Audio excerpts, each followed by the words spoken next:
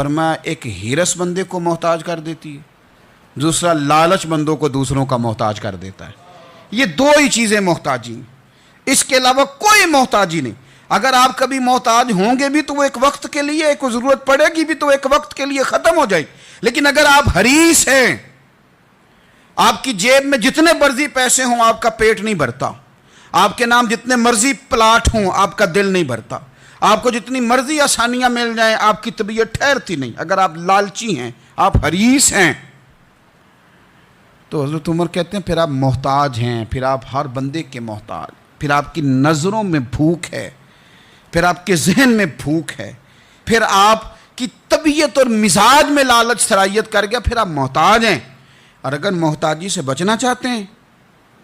تو پھر اپنے رب پہ بھروسہ کرنا شروع کر دیں، پھر اللہ نے جو دیا اس پر راضی ہونا شروع کر دیں، پھر قناعت کی دولت کی طرف سفر کریں۔ فرماتے ہیں دو ہی چیزیں محتاجی ہیں، ایک لالچ محتاجی ہے، ایک ہرس محتاجی ہے۔